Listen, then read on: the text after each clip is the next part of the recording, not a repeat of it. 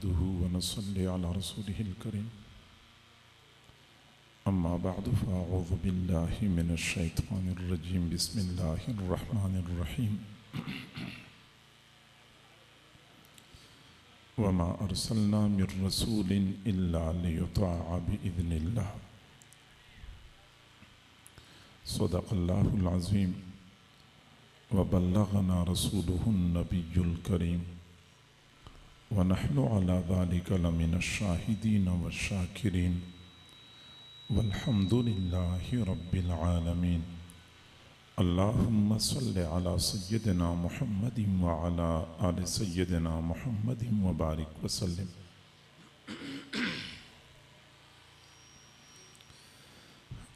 اللہ تعالیٰ نے انسانیت کی ہدایت اور رہنمائی کے لیے انبیاء کرام کا سلسلہ جاری فرمایا اور یہ سلسلہ تقریباً 1,24,000 انبیاء پر مشتمل تھا۔ سب سے آخر میں اللہ تعالیٰ نے اپنے محبوب صلی اللہ علیہ وسلم کو مبعوث فرما کر نبوت کا سلسلہ مکمل کر لیا۔ اللہ تعالیٰ نے ہر نبی کو کسی نہ کسی خاص وصف میں کمال عطا فرمایا تھا اور اپنے محبوب صلی اللہ علیہ وسلم کو تمام انبیاء کے کمالات کا مجموعہ بنا کر مبعوث فرمایا۔ حضرت آدم علیہ السلام سے لے کر حضرت عیسیٰ علیہ السلام تک تمام انبیاء کو جو اعزازات اللہ نے عطا فرمائے تھے وہ تمام کے تمام اعزازات حضور صلی اللہ علیہ وسلم کی ذات گرامی میں کامل طور پہ جمع کر دیے گئے تھے۔ میں اس وقت اگر سابقہ انبیاء کرام کے اعجازات اور اعزازات کا تذکرہ کروں اور حضور صلی اللہ علیہ وسلم کی ذات گرامی میں ان کی نشاندہی کروں تو شاید یہ نشست اس کے لیے ناکافی ہو جائے۔ میں بطور نمونہ کے چند اعزازات کا تذکرہ کرتا ہوں اور حضور صلی اللہ علیہ وسلم کی ذات بابرکات میں نشاندہی کرتا ہوں، پھر اپنے موضوع کو آگے لے جانے کی کوشش کرتا ہوں۔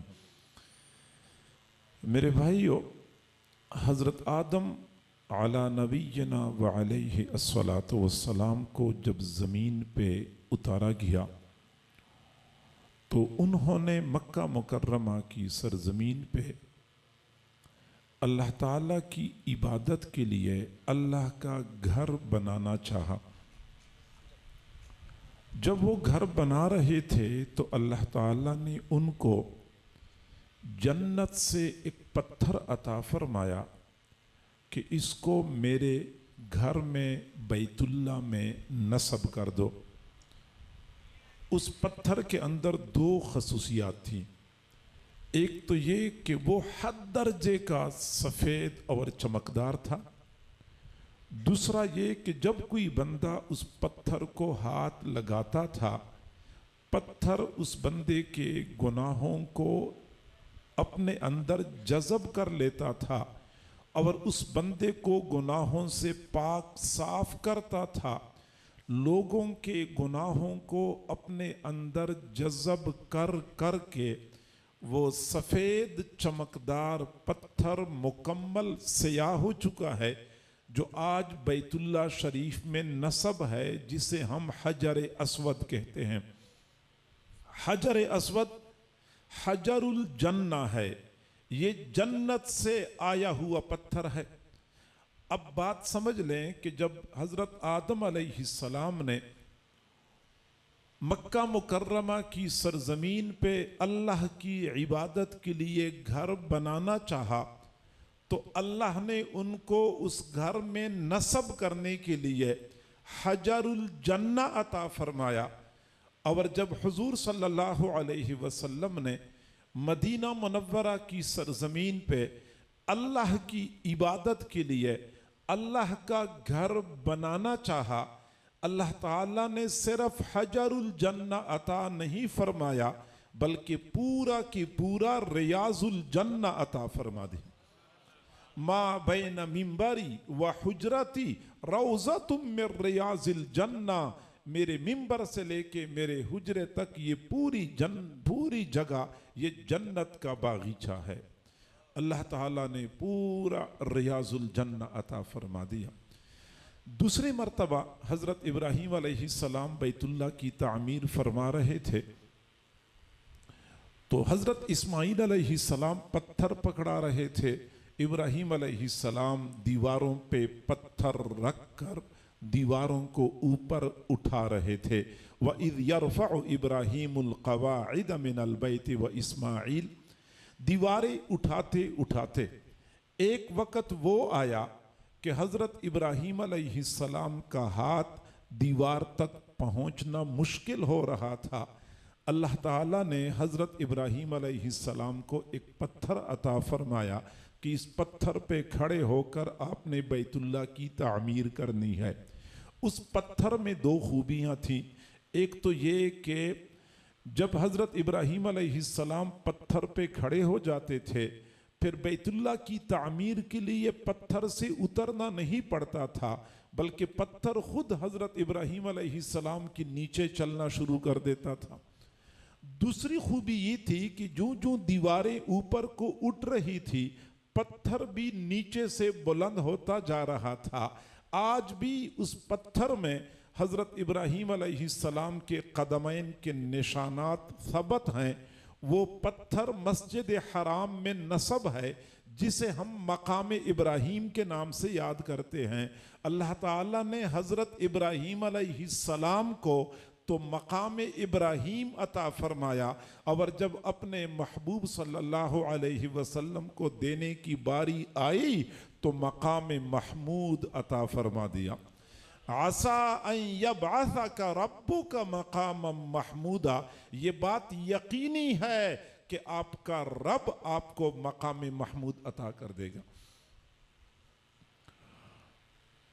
हजरत इमाम शाफी रहमतुल्लाह अलैह से किसी ने पूछा कि आप तो कहते हैं कि साबका अंबिया के तमाम मुअज्जिज़ात हुजूर सल्लल्लाहु अलैहि वसल्लम को अता किए गए थे। फरमाया हाँ मैं तो यही बात करता हूँ। तो सवाल करने वाले ने पूछा कि हज़रत दाऊद अलैहिस्सलाम को अल्लाह ने ये मुअज्जिज़ा अता फरमाया था कि जब वो लोहे को हाथ में पकड़ते थे तो लोहा मोम की तरह उनकी हाथ में नरम हो जाता था, वो जैसे चाहते थे लोहे को मोड़ते रहते थे। क्या हुजूर सल्लल्लाहु अलैहि वसल्लम को भी इस तरह कोई मुअज्जिज़ा अता किया गया था? इमाम शाफी रहमतुल्लाह अलैह ने जवाब दिया कि हज़रत दाऊद अलैहिस्सलाम के लिए अल्लाह ने लोहे को नरम कर दिया था। ये तो इतना बड़ा मुअज्जिज़ा नहीं है, लोहा तो लोहार की भट्टी में भी नरम हो जाता है। इससे ज़्यादा बड़ा मुअज्जिज़ा ये है कि जब हुजूर सल्लल्लाहु अलैहि वसल्लम हज़रात सहाबा किराम के हमरा ग़ज़वा खंदक के मौका पर खंदक की खुदाई में मसरूफ़ थे। सहाबा किराम खुदाई कर रहे थे। खुदाई करते करते एक बहुत बड़ी चट्टान नमूदार हो गई जिसका तोड़ना हजरात सहाबा किराम के लिए मुश्किल हो रहा था। सहाबा किराम मारते मारते थक गए लेकिन वो चट्टान टूट नहीं रही थी। सहाबा किराम ने हुजूर सल्लल्लाहु अलैहि वसल्लम से अर्ज़ किया चट्टान नहीं टूट रही। आप सल्लल्लाहु अलैहि वसल्लम बनफ्स नफीस उतरे खंदक में और हथौड़े से एक हल्का सा वार कर लिया। चट्टान बहती हुई रेत की मानेंद रेजा रेजा हो गई। चट्टानों का नरम हो जाना लोहे के नरम हो जाने से ज्यादा बड़ा मुअज्जिज़ा है। हज़रत मूसा अलैहिस्सलाम को अल्लाह ताला ने बड़े एजाज़ात और बड़े कमालात अता फरमाए थे, लेकिन तमाम तर कमालात के बावजूद حضرت موسیٰ علیہ السلام نے اللہ تعالیٰ سے دعا مانگی، رب ارینی انظر الیک، اللہ مجھے اپنا آپ دکھا دیجئے، میں آپ کی طرف دیکھنا چاہتا ہوں۔ اللہ تعالیٰ نے فرمایا لن ترانی، آپ مجھے نہیں دیکھ سکتے، ممکن نہیں ہے۔ حضرت موسیٰ علیہ السلام تو دعا مانگ رہے تھے، اللہ مجھے اپنا آپ دکھا دیجئے۔ اللہ تعالیٰ نے فرمایا نہیں دیکھ سکتے، جبکہ حضور صلی اللہ علیہ وسلم کے بارے میں حضرت عبداللہ بن عباس رضی اللہ تعالی عنہما نے فرمایا ان النبی صلی اللہ علیہ وسلم رآ ربہ مرتم ببصرہ و مرتم بفؤادہ، اللہ محبوب صلی اللہ علیہ وسلم نے اپنے رب کو 2 مرتبہ دیکھا تھا، ایک مرتبہ ان آنکھوں سے اپنے رب کی زیارت کی تھی، دوسری مرتبہ اپنے دل سے اپنے رب کا دیدار کیا تھا۔ معراج کی رات جب حضور صلی اللہ علیہ وسلم اللہ تعالیٰ سے ملاقات کے لیے تشریف لے گئے، واپس تشریف لا رہے تھے تو راستے میں حضرت موسیٰ علیہ السلام سے ملاقات ہوئی۔ حضرت موسیٰ علیہ السلام نے پوچھا کہ اللہ کے نبی، اللہ تعالیٰ نے آپ کو کون سا تحفہ دیا ہے؟ حضور صلی اللہ علیہ وسلم نے فرمایا کہ اللہ تعالیٰ نے مجھے میری امت کے لیے 50 نمازوں کا تحفہ دیا ہے۔ حضرت موسیٰ علیہ السلام نے فرمایا کہ آپ کی امت 50 نمازیں نہیں پڑھ سکے گی، آپ اللہ تعالیٰ کے پاس تشریف لے جائیں، کچھ کم کروا لیں۔ حضور صلی اللہ علیہ وسلم اللہ تعالیٰ کے پاس حاضر ہوئے، عرض کیا اے اللہ میری امت 50 نمازیں نہیں پڑھ سکے گی، تھوڑا سا کم فرما لیں۔ اللہ تعالیٰ نے فرمایا امت سے کہہ دو کہ 50 نمازیں پڑھا کریں۔ آپ صلی اللہ علیہ وسلم واپس تشریف لا رہے تھے، حضرت موسیٰ علیہ السلام سے ملاقات ہوئی۔ حضرت موسیٰ علیہ السلام نے پوچھا کیا بنا؟ فرمایا کہ نمازیں 45 ہو گئی۔ حضرت موسیٰ علیہ السلام نے فرمایا کہ آپ کی امت 45 نمازیں بھی نہیں پڑھ سکے گی، مجھے پتا ہے کہ یہ لوگ کتنے کمزور ہوتے ہیں، لہٰذا آپ دوبارہ تشریف لے جائیں اور کم کروا لیں۔ حضور صلی اللہ علیہ وسلم پھر اللہ کے پاس حاضر ہوئے، عرض کیا اے اللہ میری امت 45 بھی نہیں پڑھ سکے گی، تھوڑا سا اور کم کر لیں۔ اللہ تعالیٰ نے فرمایا امت سے کہہ دو کہ 40 پڑھا کریں۔ واپس تشریف لائے، حضرت موسیٰ علیہ السلام نے فرمایا آپ کی امت 40 بھی نہیں پڑھ سکے گی، آپ پھر تشریف لے جائیں اور کم کروا لیں۔ حضور پھر تشریف لے گئے، نمازیں 35 ہو گئیں، واپس تشریف لا رہے تھے۔ حضرت موسیٰ علیہ السلام نے فرمایا آپ کی امت 35 بھی نہیں پڑھ سکے گی، آپ اور کم کروا لیں۔ حضور پھر تشریف لے گئے اور کم کروائیں، چنانچہ یوں کم کرواتے کرواتے آخری مرتبہ اللہ تعالیٰ نے فرمایا کہ اپنے محبوب میرے محبوب اپنی امت سے کہہ دو کہ وہ 5 پڑھیں گے، میں 50 کا اجر عطا کروں گا۔ علماء فرماتے ہیں کہ تمام انبیاء کرام میں سے حضرت موسیٰ علیہ السلام کو اس بات کی فکر تھی کہ آپ کی امت زیادہ نمازیں نہیں پڑھ سکے گی، کم کروا لیں۔ پھر فرمایا اور کم کروا لیں، پھر فرمایا پھر چلے جائیں اور کم کروا لیں۔ راز کیا ہے؟ تو علماء فرماتے ہیں کہ حضرت موسیٰ علیہ السلام کو اس امت کے ساتھ ہمدردی اپنی جگہ پہ، حضرت موسیٰ علیہ السلام کو اس امت کے ساتھ ہمدردی اپنی جگہ پہ، لیکن اصل راز یہ ہے کہ حضرت موسیٰ علیہ السلام سوچ رہے تھے کہ میں تو ان آنکھوں سے اپنے رب کا دیدار نہ کر سکا، کم از کم ان آنکھوں کا تو بار بار دیدار کر لوں جن آنکھوں نے اپنے رب کا دیدار کیا ہے۔ حضرت عیسیٰ علیہ السلام کو اللہ تعالیٰ نے قسم قسم کے معجزات عطا فرمائے تھے، ان میں سے ایک معجزہ یہ بھی تھا کہ جب وہ کسی مادرزاد نابینا کی آنکھ پہ ہاتھ پھیر لیتے تھے تو نابینا بینا بن جاتا تھا، بینائی لوٹ آیا کرتی تھی۔ آئیے ہم دیکھتے ہیں کہ حضور صلی اللہ علیہ وسلم کو بھی اس طرح کوئی معجزہ عطا کیا گیا تھا۔ غزوہ احد کا واقعہ ہے، حضرت ابو قتادہ رضی اللہ تعالی عنہ ایک صحابی ہیں، وہ فرماتے ہیں کہ میں مسلمانوں کی جانب سے قتال میں شریک تھا رہا تھا کہ حضرت عیسیٰ علیہ السلام کو اللہ تعالیٰ نے محیر العقول معجزات عطا فرمائے تھے۔ ان میں سے ایک معجزہ یہ بھی تھا کہ جب وہ کسی مادرزاد نابینا کی آنکھ پہ ہاتھ پھیرتے تھے وہ بینا بن جاتا تھا، اس کی بینائی لوٹ آیا کرتی تھی۔ آئیے ہم دیکھتے ہیں کہ اللہ تعالیٰ نے اپنے محبوب صلی اللہ علیہ وسلم کو بھی کوئی ایسا معجزہ عطا فرمایا تھا۔ چنانچہ غزوہ احد کا موقع تھا، حضور صلی اللہ علیہ وسلم کے ایک صحابی حضرت ابو قتادہ رضی اللہ تعالی عنہ میدان جہاد میں مسلمانوں کی جانب سے قتال میں شریک تھے۔ کفار کی جانب سے ایک تیر آیا، حضرت ابو قتادہ رضی اللہ عنہ کی آنکھ کے کونے میں لگا۔ وہ فرماتے ہیں میری آنکھ باہر کو نکل آئی، لٹک کے میری رخسار تک پہنچ گئی۔ میں بھاگتا ہوا حضور صلی اللہ علیہ وسلم کی خدمت میں حاضر ہوا۔ میں نے کہا اللہ کے نبی آپ میری آنکھ دیکھ رہے ہیں، یہ میری آنکھ کا حشر ہو گیا۔ جہاد میں آنے سے چند دن پہلے میری شادی ہو گئی ہے، میری نئی نویلی دلہن میرا انتظار کر رہی ہے۔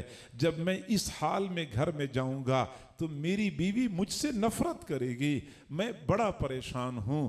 وہ فرماتے ہیں کہ حضور صلی اللہ علیہ وسلم نے اپنے مبارک انگوٹھے سے آنکھ کو اٹھایا اور ایسی میری آنکھ کے خول کے اندر فٹ کر دیا۔ 80 سال کی عمر میں حضرت ابو قتادہ رضی اللہ تعالی عنہ قسم کھا کے فرمایا کرتے تھے کہ میری اس آنکھ کی بینائی اس آنکھ سے زیادہ تیز ہے۔ تو سابقہ انبیاء کو جو معجزات اور کمالات عطا کیے گئے تھے وہ تمام کے تمام کمالات آپ کی ذات میں بدرجہ اتم موجود تھے۔ اگر یہی بات ہے تو ہم یہ کہنے میں حق بجانب ہیں کہ حسن یوسف دم عیسیٰ ید بیضاداری، حسن یوسف دم عیسیٰ ید بیضاداری، آنچ خوباں ہم دارند تو تنہا داری۔ یہ تو وہ کمالات تھے جو اللہ کی طرف سے آپ کو ہبہ کیے گئے تھے، جس کو ہم کہتے ہیں وہبی کمالات۔ ایک ہوتے ہیں کسبی کمالات جو اپنی ذاتی صلاحیت کا نتیجہ ہوتا ہے، وہبی تو اللہ کی جانب سے بندے کو ملتے ہیں، لیکن کسبی بندے کی اپنی ذاتی صلاحیت کا نتیجہ ہوتا ہے۔ اور حضور صلی اللہ علیہ وسلم جس طرح وہبی کمالات سے مالا مال تھے، اسی طرح ذاتی اور کسبی کمالات میں بھی ان کا کوئی ثانی دوسرا موجود نہیں تھا۔ چنانچہ ہم دنیا میں دیکھتے ہیں بہت سارے باکمال لوگ آئے اور چلے گئے۔ آپ تاریخ کا مطالعہ کریں، کوئی بندہ کتنا ہی باکمال کیوں نہ ہو، آپ اس کے حالاتی زندگی کا مطالعہ کریں، آپ اس کی زندگی میں دیکھیں گے کہ ایک طرف تو کمال ہی کمال نظر آتا ہے، دوسری طرف خامی اور نقص ہی نقص پایا جاتا ہے۔ چنانچہ ہم دیکھتے ہیں کتنے سارے ایسے علماء موجود ہیں یا دنیا سے چلے گئے کہ جب وہ مسند درس پہ بیٹھے ہوتے تھے تو اپنی قابلیت کے جھنڈے گاڑ دیا کرتے تھے، لیکن جب وہ میدان خطابت میں آتے تھے تو کوئی کامیاب خطیب ثابت نہیں ہو سکے۔ کتنے ایسی لکھاری موجود ہیں، اس وقت بھی موجود ہیں، کہ ان کی تحریر کو پڑھ کر لوگ انگشت بدندان رہ جاتے ہیں، لیکن 10 بندوں کے سامنے اپنے معافی ضمیر کا اظہار کرنا ان کے لیے مشکل ہو جاتا ہے۔ کتنے ایسے فوجی جرنیل دنیا میں موجود ہیں یا دنیا سے چلے گئے کہ جب انہوں نے دشمن کے ملک کا رخ کر لیا تو ملکوں کے ملک فتح کر لیے، لیکن جب وہی جرنیل ایوان اقتدار میں آئے تو ناکام حکمران ثابت ہو گئے۔ کتنے ایسے سیاستدان موجود ہیں، سیاست کے میدان میں تو بڑے نامی گرامی شخصیات سمجھی جاتی ہیں، لیکن معیشت کے الف با سے بھی واقف نہیں ہیں۔ کتنے ایسے جج موجود ہیں، ایسے نکتہ رس کہ جب وہ ایوان عدل میں بیٹھے ہوتے ہیں تو छोटी छोटी बात को बुनियाद बनाकर पूरे मुकदमे की तह तक पहुंच जाते हैं, लेकिन उनकी अपनी घरेलू जिंदगी नाकामियों से भरी पड़ी होती है। कितने ऐसे नौजवान मौजूद हैं कि जब वो अपनी बीवी और बच्चों के हुकूक का ख्याल रखते हैं तो बीवी बच्चों के हुकूक तो बड़े अदा करते हैं, लेकिन वालिदैन के हुकूक को अदा नहीं कर सकते। कितने ऐसे हजरात मौजूद हैं, वालिदैन तो बड़े खुश हैं लेकिन बीवी बच्चों के हुकूक अदा नहीं हो रहे।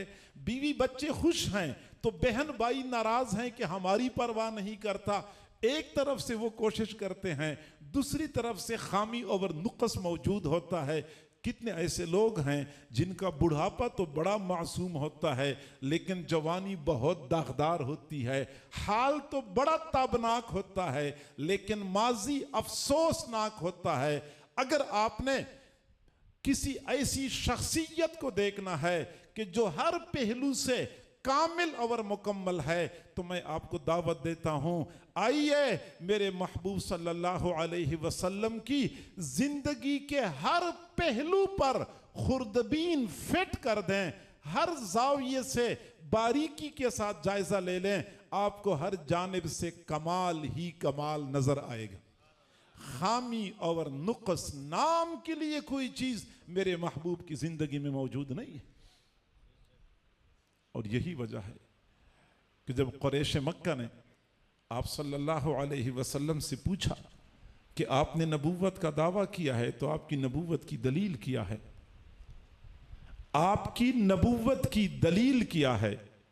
हुजूर सल्लल्लाहु अलैहि वसल्लम अगर अपनी नबूवत की दलील के तौर पे चांद को इशारा कर देते, चांद दो टुकड़े हो जाता, लेकिन नहीं, आपने ये काम नहीं किया, ये बाद में किया था।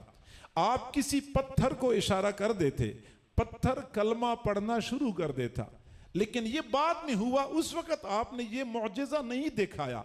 आप किसी दरख्त को इशारा करते, दरख्त भी झुककर आपको सलाम कर देता, लेकिन आपने वो मौजज़ा भी बाद में दिखाया।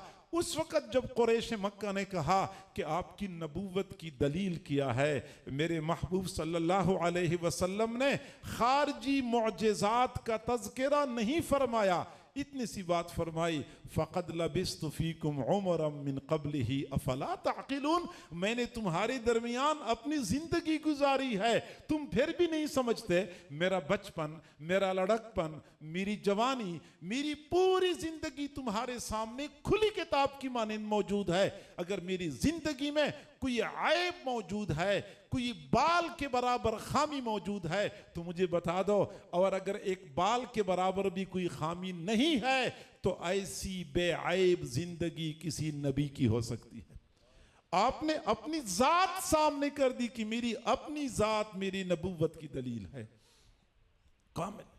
और अगर आपने ये देखना है कि आपके कमालात कैसे थे, तो मेरे भाइयों, आप हुजूर सल्लल्लाहु अलैहि वसल्लम की उन कारनामों पे नज़र डालें जो आपने मुख्तसर वक़्त में सरअंजाम दिए थे। हुजूर सल्लल्लाहु अलैहि वसल्लम को जब नबूवत मिली तो नबूवत मिलने के 13 साल तक तो आप मक्का मुकर्रमा में थे, और मक्का मुकर्रमा में आपको कुरैश मक्का ने बहुत सख्त हालात से दो चार किया, आपको कोई ख़ास काम नहीं करने दिया, आज़ादी के साथ आपके लिए चलना फिरना भी मुमकिन नहीं था, लोगों को दावत देना भी आपके लिए मुमकिन नहीं था। 13 साल तो इस तरह गुजर गए। जब मदीना मुनव्वरा तशरीफ लाए तो मदीना मुनव्वरा में आपको 10 साल मिले। 10 साल की कलील मुद्दत में आपने इतने बड़े कारनामे सरअंजाम दिए, इंसान हैरान रह जाता है। मेरे भाइयों, 10 साल की कलील मुद्दत में आप कभी मुख्तलिफ जमातों की तारीख़ पढ़ लें, मुख्तलिफ तंजीमियों की तारीख़ पढ़ लें। ये तंजीमें और ये जमातें जब ये बढ़ती हैं, फलती फूलती हैं तो सालों लग जाते हैं, फिर कहीं जाके चंद एक मफाद परस्त लोग उनके इर्द गिर्द इकट्ठे हो जाते हैं। हुजूर सल्लल्लाहु अलैहि वसल्लम ने 10 साल मेहनत की। अरब मुआशरा हद दर्जे का गैर मुहज़्ज़ब था, अदब आदाब नाम के लिए कोई चीज़ उन लोगों में मौजूद नहीं थी, लेकिन आपने 10 साल मेहनत की। 10 साल की कलील मुद्दत में आपने 1.25 लाख सहाबा किराम को अपना हमनवा बना लिया। 1.25 लाख। और ये 1.25 लाख सहाबा ऐसे नहीं थे जो अपने मफादात के लिए आपके इर्द गिर्द जमा हो चुके थे, जैसा कि आज हमें मुख्तलिफ जमातों में नज़र आता है, अपने मफादात के लिए जमातों के साथ जुड़े होते हैं। ये ऐसे लोग नहीं थे, ये ऐसे जान निसार थे जिन पर हुजूर सल्लल्लाहु अलैहि वसल्लम को खुद भी नाज था। फरमाया करते थे, अस्हाबी कन नुजूम फबिअय्यिहिम मुक्तदैतुम इह्तदैतुम, मेरे सहाबा सितारों की मानंद हैं, तुम इनमें से जिनके इक्तिदा करोगे तुम हिदायत पा जाओगे। मेरे भाइयों, मदारिस तो हम भी बनाते हैं, आप हजरात ने भी मदारिस देखे हैं और मदारिस कायम हैं, लेकिन जब मदरसा बनता है तो बनने से पहले पूरा एक उनकी काबीना बनती है और जमात बनती है कि मोहतमिम कौन होगा, तो नाजिम कौन होगा, तो मुदर्रिस कौन होगा, तो सेक्रेटरी कौन होगा, तो नाजिम मालियात कौन होगा। फिर इसके बाद चंदे शुरू हो जाते हैं, फिर जगह खरीदते हैं, फिर इमारत बनाते हैं, फिर इतने सारे लोग मिल मिला के जब मदरसा चलाते हैं। साल गुजरने के बाद 2 तालिब इल्म कुरान पाक का हिफ़्ज़ मुकम्मल करते हैं, फिर हम बड़े बड़े फ्लैक्स लगाते हैं कि अल्हम्दुलिल्लाह 2 तलबा ने कुरान पाक का हिफ़्ज़ मुकम्मल किया है। मेरे भाइयों, मैं कहता हूँ कि इस पुरफितन दौर में कोई एक तालिब इल्म भी नाजरा मुकम्मल कर ले तो बहुत बड़ी सआदत की बात है। लेकिन मैं एक ऐसे मुदर्रिस को जानता हूँ, उसकी तारीख़ के औराक पे उनका नाम चमकता दमकता मुझे नज़र आता है कि वो मदीना मुनव्वरा में थे। उनकी अपनी एक दरसगाह थी, दरसगाह के मुदर्रिस भी खुद थे, मुहतमिम भी खुद थे, नाजिम भी खुद थे, कोई दारुल इकामा भी नहीं था, कोई मतबख का इंतज़ाम भी नहीं था, कोई बाकायदा मुनज़्ज़म तरतीब भी नहीं थी। आपने अपनी मस्जिद में उन शागिर्दों को कुरान पढ़ाना शुरू किया। मेरे भाइयों, तारीख़ का मुताला कर लें, 10 साल की कलील मुद्दत में आपने सहाबा किराम को कुरान पढ़ाया, और जब आप दुनिया से तशरीफ़ ले जा रहे थे तो आपके सहाबा में 10,000 सहाबा मुकम्मल हाफिज़ कुरान थे। 10,000 सहाबा कुरान पाक के मुकम्मल हाफिज थे। मेरे भाइयों, हमारा ताल्लुक मशाइख के सिलसिले के साथ है। खानकाहों में मशाइख बैठते हैं, लोग आते हैं इस्लाह करवाने के लिए। कोई 6 महीने गुजारता है, 6 महीने के बाद कहते हैं अब आहिस्ता आहिस्ता रंग चढ़ना शुरू हो गया। कोई साल गुजारता है, साल गुजारने के बाद कोई इस्लाह की कोई रंगत नज़र आ रही होती है। मुकम्मल इस्लाह करने में सालों गुजर जाते हैं, फिर कहीं जाके बंदा इस काबिल होता है कि कहा जा सके कि इसकी इस्लाह हो चुकी है। लेकिन मैं एक ऐसे मुस्लिह, एक ऐसे मुर्शिद को तारीख़ के अवराक में देखता हूँ कि जब उनके पास कोई बंदा आता था जिसने आपकी सोहबत में 10 साल गुजारे, मेरे महबूब सल्लल्लाहु अलैहि वसल्लम ने उनको बाम उरूज पे पहुँचा दिया है। जिसने 5 साल गुजारे, मेरे महबूब ने उनको भी मुक्तदा बना दिया है। जिसने 1 साल गुजारा, मेरे महबूब ने उनको भी दुनिया वालों के लिए इमाम बना दिया है। और जिसने मेरे महबूब सल्लल्लाहु अलैहि वसल्लम की सोहबत में 1 लम्हा गुजारा है, मेरे महबूब सल्लल्लाहु अलैहि वसल्लम ने उनको भी आसमान हिदायत का चमकता हुआ सितारा बना के छोड़ा है। लम्हों में लोगों की जिंदगियों में इनकलाब बर्पा करने वाले शेख मुर्शिद हमने देखे हैं तारीख़ के अवराक पे। और मेरे भाइयों, उस्ताद मदरसे में पढ़ाते हैं तो उस्ताद का एक ख़ास रंग होता है, एक ख़ास मिजाज होता है, और वही मिजाज शागिर्दों के ऊपर झलकता हुआ नज़र आता है। अगर उस्ताद तहरीकी मिजाज का है तो शागिर्द भी जिंदाबाद और मुर्दाबाद के नारे लगाते हैं, नारा तकबीर लगाते हैं और چونکہ استاد کا جو ذوق ہے وہی ذوق شاگردوں میں منتقل ہوتا ہے. اگر استاد دعوت اور تبلیغ کا مزاج رکھتا ہے شاگرد بھی وہی مزاج اپنی استاد سے حاصل کرتے ہیں. استاد اگر صوفی مزاج ہے تو شاگرد بھی مراقبے میں سر جھکا کے ذکر کرنے والے بنتے ہیں. جیسے استاد کا مزاج ہوتا ہے شاگردوں میں بھی وہی رنگ منتقل ہوتا ہے. لیکن میں نے ایک ایسے استاد کو دیکھا تاریخ کے اوراق پہ جن کا ہر شاگرد اپنے اپنے میدان میں دنیا والوں کے لیے امام اور مقتدا بن گیا.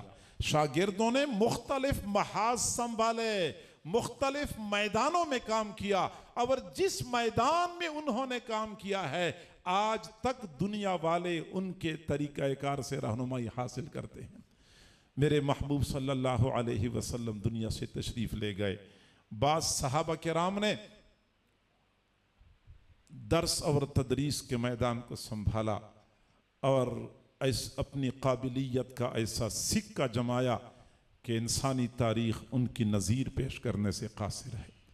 بعض صحابہ نے میدان جہاد کا رخ کر لیا، انہوں نے قیصر اور کسریٰ کے ساتھ پنجہ آزمائی کر لی اور قیصر و کسریٰ کے پنجوں کو مروڑ کے رکھ دیا. بعض صحابہ ایوان اقتدار میں چلے گئے اور ایسے حکمران بن گئے کہ آج تک دنیا ان کے بنائے ہوئے اصول اور ضابطوں سے رہنمائی حاصل کرتی ہے. میرے بھائیو، تم میں سے کسی بندے نے برطانیہ دیکھا ہوا ہو یا برطانیہ کی کچھ قوانین اور آئین کا ان کو پتا ہو، آج بھی برطانوی آئین میں کچھ ایسی دفعات ہیں جن کو وہ تسلیم کرتے ہیں عمر لاز کے نام سے. باقاعدہ حضرت عمر کے قوانین اور ضابطے انہوں نے اپنی آئین میں شامل کر رکھے. بعض صحابہ کرام نے زہد اور گوشہ نشینی کا راستہ اختیار کر لیا اور لوگوں کی اصلاح و ارشاد میں وہ کارنامے سر انجام دیے کہ عیسائی راہبوں کو بھی پیچھے چھوڑ دیا. حضور صلی اللہ علیہ وسلم کا ہر صحابی جس میدان میں گیا ہے اس میدان کا امام اور مقتدا بن چکا ہے. حضور صلی اللہ علیہ وسلم نے جو سب سے بڑا کارنامہ سر انجام دیا کہ قلیل مدت 10 سال کی قلیل مدت میں آپ صلی اللہ علیہ وسلم نے جب اسلام کا پرچم بلند کیا تو 10 سال کی قلیل مدت میں 10 لاکھ مربع میل سرزمین پر اسلام کا جھنڈا گاڑ دیا. دنیا میں تحریکیں چلتی ہیں، تحریکیں چلنے کے لیے یا تو وسائل چاہیے ہوتے ہیں، مالی وسائل، پیسہ پانی کی طرح بہانا پڑتا ہے، پھر کہیں جا کے لوگ اکٹھے ہوتے ہیں. وہ میرے محبوب صلی اللہ علیہ وسلم نے ایسی تحریک چلائی، آپ کے پاس مال پیسہ کہاں تھا، وسائل کا بالکل فقدان تھا. بندہ حیران ہو جاتا ہے. غزوہ خندق کا موقع تھا، شدید سردی کا موسم تھا. حضور صلی اللہ علیہ وسلم کو پتہ چلا کہ کفار مکہ مکرمہ سے روانہ ہو چکے ہیں مدینہ منورہ پر حملہ کرنے کے لیے. وقت تھوڑا تھا، کام زیادہ تھا. آپ نے مدینہ منورہ کے ارد گرد خندق کی کھدائی کا فیصلہ کر لیا. حضرات صحابہ کرام اور حضور صلی اللہ علیہ وسلم دن رات ایک کر کے خندق کی کھدائی میں لگے ہوئے تھے. شدید سردی تھی، ٹھنڈی ہوا چل رہی تھی، وقفے سے بارش بھی شروع ہو جاتی تھی. کھانے پینے کے لیے کچھ نہیں تھا. صحابہ کرام کو پورا جسم ڈھانپنے کے لیے کپڑا بھی میسر نہیں تھا.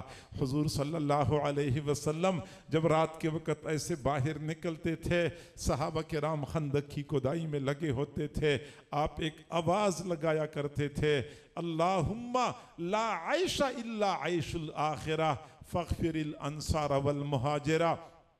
صحابہ کرام جواب میں ایک نعرہ لگایا کرتے تھے، نحن الذین بایعوا محمدا علی الجہاد ما بقینا ابدا. اس انداز سے صحابہ کرام اپنے آپ کو گرمایا کرتے تھے. شدید سردی میں بھوک کے باوجود दिन रात एक करके काम कर रहे थे। एक वक्त ऐसा आया, एक सहाबी हुजूर सल्लल्लाहु अलैहि वसल्लम की खिदमत में हाजिर हुए। अर्ज़ किया, अल्लाह के नबी, अब तो मुझे इतनी शदीद भूख लग चुकी है कि भूख की वजह से मैंने पेट पे पत्थर बांधा हुआ है।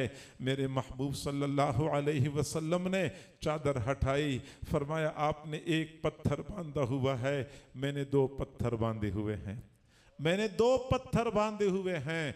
वसाइल का फुकदान, वसाइल न होने के बावजूद हुजूर सल्लल्लाहु अलैहि वसल्लम ने इतना बड़ा काम कर लिया। फिर दुनिया में जब तहरीकें चलती हैं तो इंसानों का कत्ल होता है, कत्ल आम होता है। तहरीक चलाने के लिए, इनकलाब बर्पा करने के लिए, आप आगे तशरीफ लाते, मैं आपके लिए खड़ा हूं। इनकलाब बर्पा करने के लिए इंसानी खून की नदियां बह पड़ती हैं। तारीख का मुताला कर लें, फ्रांस का इनकलाब बर्पा हुआ, 25 लाख बंदे कत्ल हुए। रशिया का इनकलाब आया, 10 लाख बंदे कत्ल हुए। ये जो आज मुहज़्ज़ब दुनिया कहते हैं मुहज़्ज़ब हैं, क्या मुहज़्ज़ब हैं।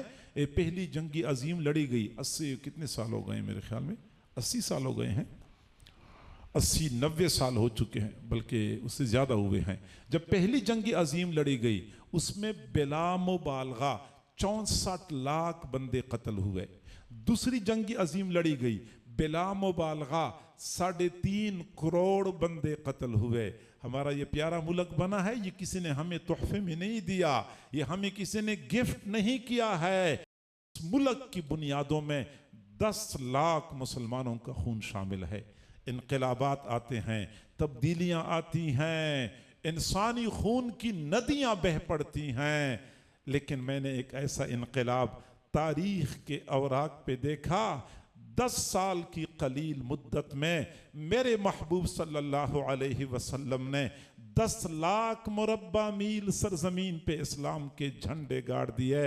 और इतने बड़े इनकलाब में मुसलमानों की जानिब से जो बंदे शहीद हुए या काफिरों की जानिब से जो बंदे कत्ल हुए, दोनों अतराफ के मकतूलीन की तादाद 1059 बताई जाती है। 1059 बंदे कत्ल हुए और इतना बड़ा इनकलाब बर्पा हुआ। यकीनन ये मेरे महबूब सल्लल्लाहु अलैहि वसल्लम की बेहतरीन मनसूबाबंदी और हुस्न तदब्बुर का नतीजा था। कम नुकसान पे इतना बड़ा काम करते थे हुजूर सल्लल्लाहु अलैहि वसल्लम। आज दुनिया कहती है कि इस्लाम तलवार के जोर पे फैला है। हुजूर सल्लल्लाहु अलैहि वसल्लम को चंद ऐसे बंदे मिले जो तलवार के धनी थे और उन्होंने जबरदस्ती लोगों को इस्लाम में दाखिल कर दिया। मेरे भाइयों, ये खालिस झूठ है। इन लोगों को तारीख का पता नहीं है या कसदन तारीख को मसख करने की कोशिश कर रहे हैं। हकीकत यह है कि मामला इसके बरअक्स है। हुजूर सल्लल्लाहु अलैहि वसल्लम जब मक्का मुकर्रमा से मदीना मुनव्वरा तशरीफ ले जा रहे थे हिजरत करके, आपको कतअन गवारा नहीं था कि मैं मक्का मुकर्रमा छोड़ दूं। रात का वक़्त था, आपकी चाहत थी कि मैं बैतुल्ला शरीफ में 2 रकात नमाज पढ़ लूँ, फिर इसके बाद मैं मदीना मुनव्वरा के लिए सफ़र शुरू कर लूँ। मस्जिद हराम में आए, बैतुल्ला का चाबी बरदार उस्मान बिन तलहा रज़ियल्लाहु ताला अन्हो, उस वक़्त वो मुसलमान नहीं हुए थे, बैतुल्ला की चाबी उनके पास थी। हुजूर सल्लल्लाहु अलैहि वसल्लम ने फरमाया, मेरे लिए बैतुल्ला का दरवाज़ा खोल दें, मैं 2 रकात नमाज पढ़ लेता हूँ, फिर मैं यहाँ से कहीं चला जाऊँगा। उस्मान बिन तलहा ने कहा कि जाओ अपना काम करो, तेरे लिए मैंने बैतुल्ला का दरवाज़ा नहीं खोलना। हुजूर सल्लल्लाहु अलैहि वसल्लम ने फरमाया, याद रखें एक वो वक़्त भी आने वाला है कि जिस जगह पे मैं खड़ा हूँ उस जगह पे आप खड़े होंगे, जिस जगह पे आप खड़े हैं उस जगह पे मैं खड़ा हूँगा और बैतुल्ला की चाबी मेरे हाथ में होगी। عثمان بن طلحہ طنزاً مسکرانے لگا کہ تجھے کوئی مکہ میں جینے نہیں دیتا اور تو بیت اللہ کی چابیوں کے خواب دیکھ رہا ہے۔ حضور صلی اللہ علیہ وسلم مکہ مکرمہ سے باہر نکلے، مکہ مکرمہ پہ ایک الوداعی نظر ڈال دی، آنکھوں میں آنسو تھے اور مکہ کو مخاطب کر کے فرما رہے تھے، مکہ مجھے اچھی طرح پتہ ہے کہ روئے زمین پر تجھ سے زیادہ مبارک ٹکڑا دوسرا کوئی نہیں ہے، اگر میرے بس میں ہوتا میں تجھے ہرگز نہ چھوڑتا، لیکن میں کیا کروں، یہ مکہ والے مجھے یہاں جینے نہیں دیتے۔ چنانچہ نمناک آنکھوں کے ساتھ حضور صلی اللہ علیہ وسلم نے مکہ مکرمہ کو الوداع کہا، مدینہ منورہ تشریف لے گئے۔ ٹھیک 8 سال بعد واپس مکہ مکرمہ کی طرف 10,000 جانثاروں کے ہمراہ تشریف لا رہے تھے فاتح کی حیثیت سے، لیکن ابھی مکہ مکرمہ میں داخل نہیں ہو چکے تھے۔ حضور صلی اللہ علیہ وسلم نے مکہ والوں کے لیے پہلے سے عام معافی کا اعلان کر دیا، فرمایا جو بندہ مسجد حرام میں پناہ لے لے وہ بندہ مأمون تصور ہوگا، جو حضرت ابو سفیان کے گھر میں پناہ لے لے اس کو بھی مکمل امن حاصل ہوگا، جو بندہ اپنے گھر میں اپنے گھر کا دروازہ بند کر کے پناہ لے لے اس کو بھی مکمل امن حاصل ہوگا۔ پہلے سے عام معافی کا اعلان کر دیا۔ آگے تشریف لا رہے تھے حضور صلی اللہ علیہ وسلم کے ایک جانثار صحابی تھے حضرت سعد بن عبادہ رضی اللہ تعالی عنہ، جو انصار کے سردار تھے۔ حضرت سعد بن عبادہ اس دن بڑے جوش میں تھے اور اچانک آواز لگائی، الیوم یوم الملحمہ، آج تو لڑائی کا دن ہے، آج تو مکہ مکرمہ میں انسانی خون بہایا جائے گا۔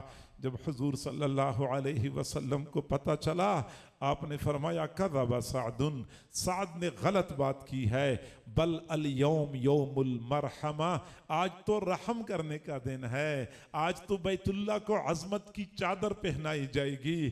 چنانچہ حضرت سعد بن عبادہ کا یہ نعرہ آپ کو پسند نہیں آیا۔ حضرت سعد بن عبادہ کو احساس بھی دلانا تھا، لیکن دوسری جانب آپ سمجھ رہے تھے کہ سعد بن عبادہ میرے مخلص صحابی ہیں، مخلص صحابی کی دل شکنی بھی آپ کو پسند نہیں تھی۔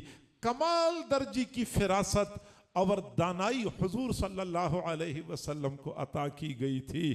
آپ نے سعد بن عبادہ سے جھنڈا لیا اور سعد بن عبادہ کے بیٹے قیس بن سعد کو وہ جھنڈا پکڑا دیا تاکہ یہ اعزاز اسی گھر میں رہے، احساس بھی ہو جائے اور یہ اعزاز اس گھر سے نکلے نا۔ قیس بن سعد کو جھنڈا پکڑا دیا۔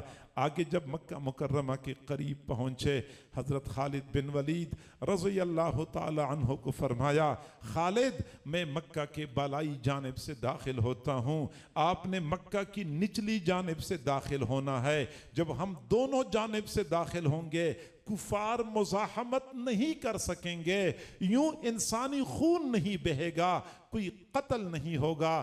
پھر حضرت خالد بن ولید کو خاص طور پہ اس بات کی نصیحت فرمائی، خالد پوری کوشش کرنی ہے کہ آپ کی تلوار انسانی خون سے رنگین نہ ہو جائے۔ حضرت خالد بن ولید کو ادھر سے بھیجا، خود مکہ کی بالائی جانب سے مکہ مکرمہ میں داخل ہو رہے تھے۔ میرے بھائیو، حضور صلی اللہ علیہ وسلم نے دیکھا سامنے کوئی مزاحمت کرنے والا کھڑا نہیں ہے، راستہ بالکل صاف ہے۔ قریش مکہ نے مزاحمت نہ کرنے کا فیصلہ کیا تھا۔ آپ صلی اللہ علیہ وسلم اونٹنی پر سوار تھے۔ کبھی تاریخ کا مطالعہ کریں، پتہ چل جائے گا کہ جب کوئی فوج کسی شہر میں فاتح بن کے داخل ہوتی ہے تو فوج کے سپہ سالار کا چلنے کا انداز دیدنی ہوتا ہے، سینہ باہر کو نکلا ہوتا ہے، گردن تنی ہوئی ہوتی ہے، ہٹو بچوں کے نعرے ہوتے ہیں، پہلے سے اعلان کیا جاتا ہے جو سامنے آ جائے اس کو تہ تہ کر دو۔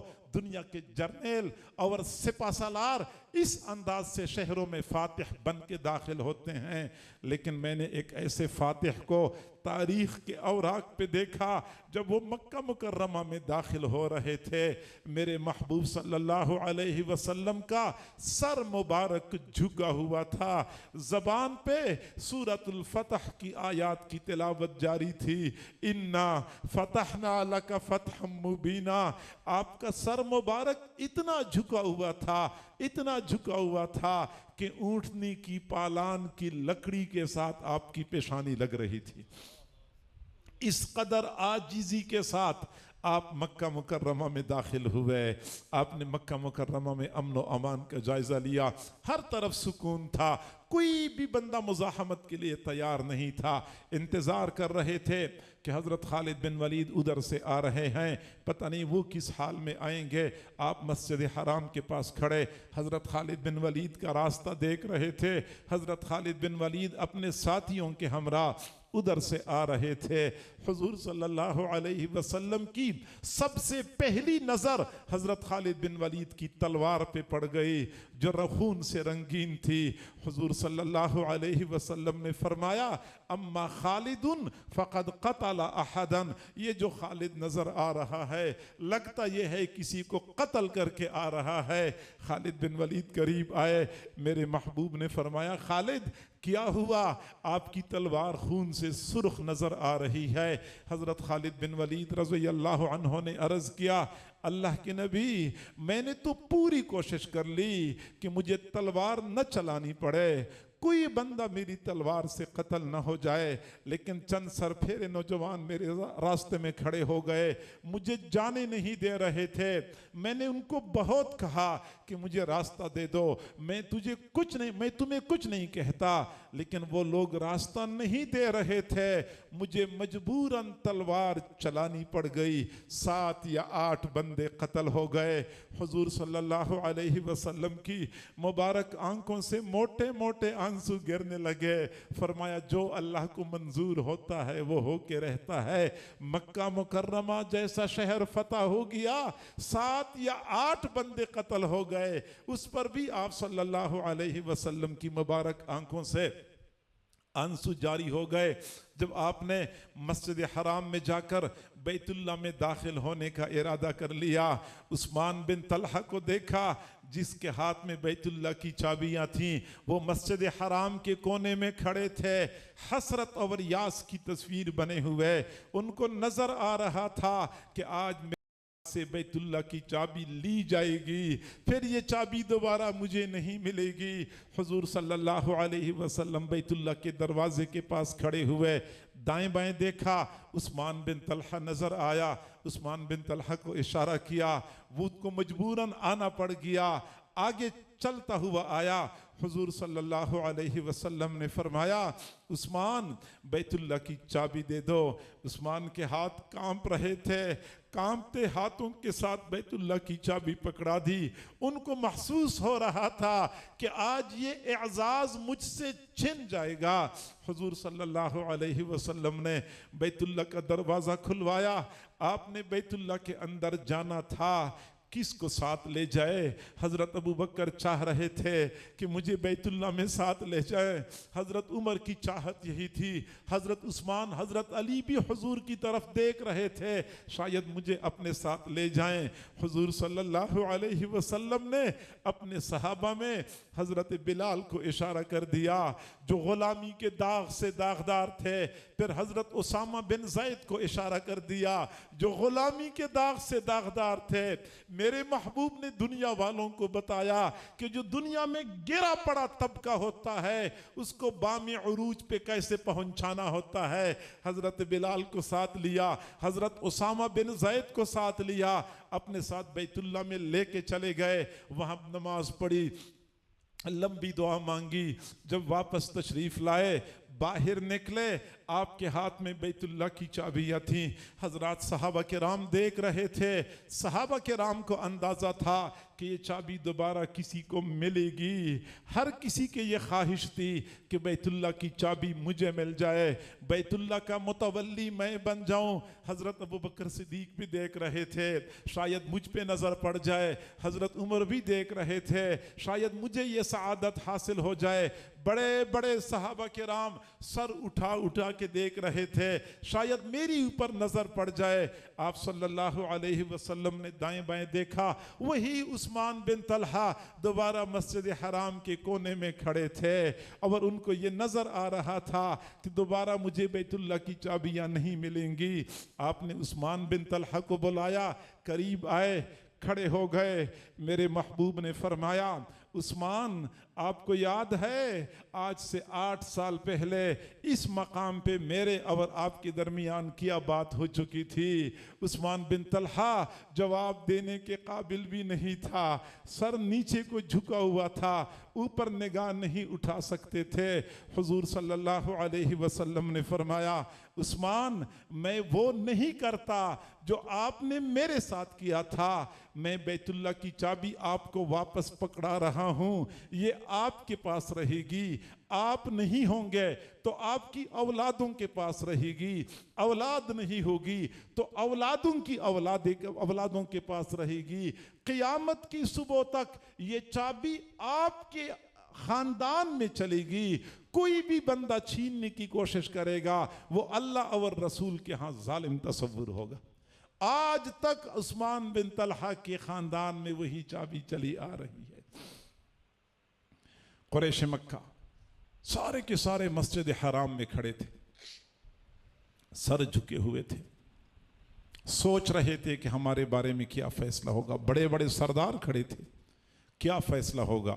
حضور صلی اللہ علیہ وسلم کو بھی یاد تھا کہ آج سے 8 سال پہلے مکہ والوں نے میرے رفقا پر کیسے مظالم اور ستم ڈھائے تھے, کیسے میرے بلال کو گرم تپتی ہوئی ریت پہ لٹایا گیا تھا, کیسے حضرت سمیہ کو بے دردی سے شہید کیا گیا تھا, کیسے حضرت عمار اور حضرت یاسر کو ظلم و ستم کا نشانہ بنایا گیا تھا. میرے محبوب صلی اللہ علیہ وسلم کا حافظہ کمزور نہیں تھا, آپ کو سب کچھ یاد تھا. آپ چاہتے تو اپنے ساتھیوں کے ایک ایک اس ظلم کا بدلہ اور انتقام لے سکتے تھے, لیکن آپ انتقام لینے تو نہیں آئے تھے, آپ تو رحمت کا مظاہرہ کرنے آئے تھے. آپ نے قریش مکہ سے پوچھا ما ترون انی فاعل بکم, تمہارا کیا خیال ہے میں تمہارے ساتھ کیا سلوک کرنے والا ہوں. قریش مکہ جواب دینے کے قابل نہیں تھے, سر نیچے کو جھکے ہوئے تھے. ان کو بھی یاد تھا کہ آج سے 8 سال پہلے ان لوگوں کے ساتھ ہم نے کیا سلوک کیا تھا. آپ نے پھر پوچھا ما ترون انی فاعل بکم, تمہارا کیا خیال ہے میں تمہارے ساتھ کیا سلوک کرنے والا ہوں. آخر مجمع میں سے کوئی نحیف اور کمزور سی آواز اٹھ گئی, خیرن اخن کریم وابن اخن کریم, ہم آپ سے خیر کی توقع رکھتے ہیں کیونکہ آپ ہمارے کریم بھائی ہیں, کریم بھائی کے بیٹے ہیں. حضور صلی اللہ علیہ وسلم نے فرمایا آج میں تمہارے درمیان کھڑے ہو کر وہ اعلان کرتا ہوں جو حضرت یوسف علیہ السلام نے اپنے بھائیوں کے بارے میں کیا تھا, لا تثریب علیکم اليوم, آج تمہاری اوپر کوئی حرج نہیں ہے, اذهبوا انتم الطلقاء, جاؤ تم سب کے سب آزاد ہو. میرے محبوب صلی اللہ علیہ وسلم نے اس انداز سے اسلام کا دائرہ پھیلایا ہے. یہ جھوٹ اور فریب ہے کہ اسلام تلوار کے زور سے پھیلا ہے. اسلام کو حضور صلی اللہ علیہ وسلم نے اخلاق کے ذریعے پھیلایا ہے. میرے بھائیوں, آپ حضرات نے علماء سے سنا ہوگا کہ حضرت عائشہ صدیقہ رضی اللہ تعالی عنہ پر جو تہمت لگی تھی, اللہ تعالی ہم سب کو ایسی آزمائشوں سے بچائے. بہت شدید آزمائش تھی. حضرت عائشہ جیسی پاک دامن عفیف صدیقہ, عفیفہ کائنات, حضرت عائشہ صدیقہ پر تہمت لگی. تہمت لگانے والے منافقین کا ایک بڑا टोला था और उन मुनाफिकीन का सरदार अब्दुल्ला बिन उबय था। अब्दुल्ला बिन उबय ने हुजूर सल्लल्लाहु अलैहि वसल्लम को बहुत सताया था। सिर्फ ये एक मामला नहीं था, इसके अलावा भी जब भी मौका मिलता था हुजूर सल्लल्लाहु अलैहि वसल्लम को अजियत देने में कमी नहीं करता था।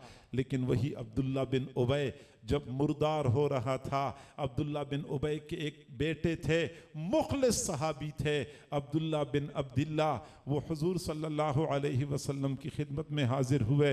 अर्ज़ किया, अल्लाह के नबी, मेरा वालिद मर रहा है, आप भी जानते हैं, मैं भी जानता हूँ कि मेरा वालिद कौन था, लेकिन मेरे सीने में एक बेटे का दिल है। मेरा जी चाहता है कि मेरा वालिद किसी तरीके से अल्लाह के अजाब से बच जाए। अल्लाह के नबी, मैं दो दरख्वास्तें लेके आया हूँ। एक तो ये कि आप मुझे अपना कुर्ता, अपनी कमीज़ इनायत फरमाएं कि मैं अपने वालिद को कफन के तौर पे पहना दूँ। दूसरा ये कि जब मेरे वालिद का जनाजा तैयार हो जाए तो आप मेरे वालिद का जनाजा पढ़ा दें, शायद इस तरह मेरे वालिद की बख्शिश हो जाए।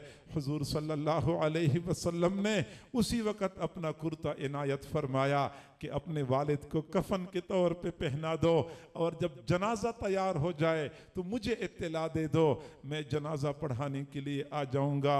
अब्दुल्ला बिन उबय मर गया, बेटे ने हुजूर का कुर्ता कफन के तौर पे पहना दिया, जनाजा तैयार हो गया। हुजूर सल्लल्लाहु अलैहि वसल्लम को इत्तला मिल गई। हुजूर सल्लल्लाहु अलैहि वसल्लम जनाजे के लिए जाने लगे।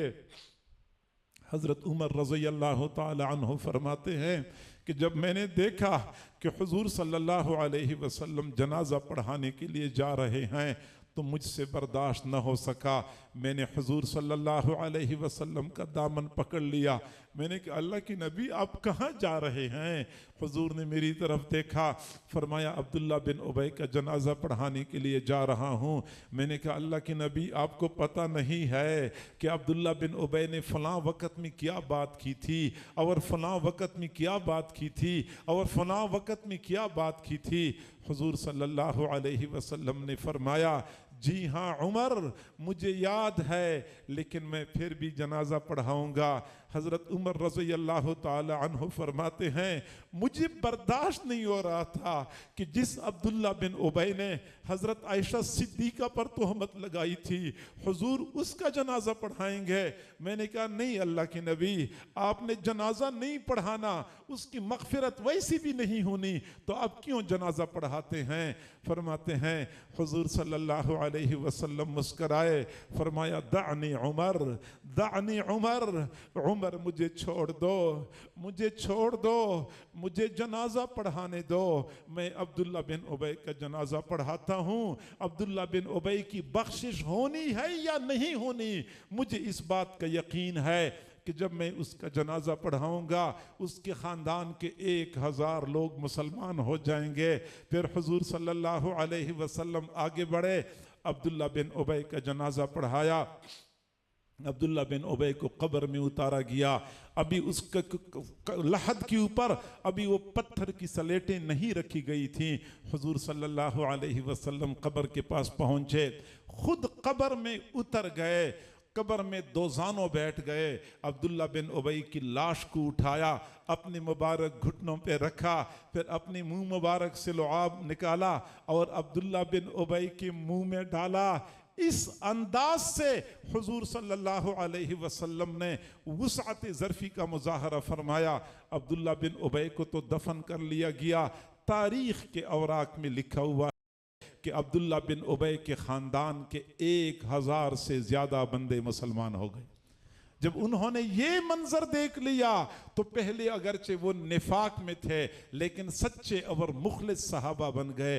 हुजूर सल्लल्लाहु अलैहि वसल्लम ने अखलाक के ज़रिए इस्लाम को फैलाया है। आज ज़रूरत इस बात की है कि हम हुजूर सल्लल्लाहु अलैहि वसल्लम की तमाम तर तालीमात को अपनाएं। ख़ास तौर पे आपके अखलाक अज़ीमा, آپ کے اخلاق حمیدہ کو اپنانے کی زیادہ ضرورت ہے۔ ہمارے معاشرے میں اخلاق حمیدہ کا جو فقدان نظر آتا ہے، اس کی کمی کو دور کرنے کے لیے حضور صلی اللہ علیہ وسلم کے اعلیٰ اخلاق کو اپنانا ہر مسلمان کا مذہبی فریضہ ہے۔ اللہ تعالی ہم سب کو سمجھنے اور عمل کرنے کی توفیق عطا فرمائے۔ وآخر دعوانا ان الحمد للہ رب العالمین۔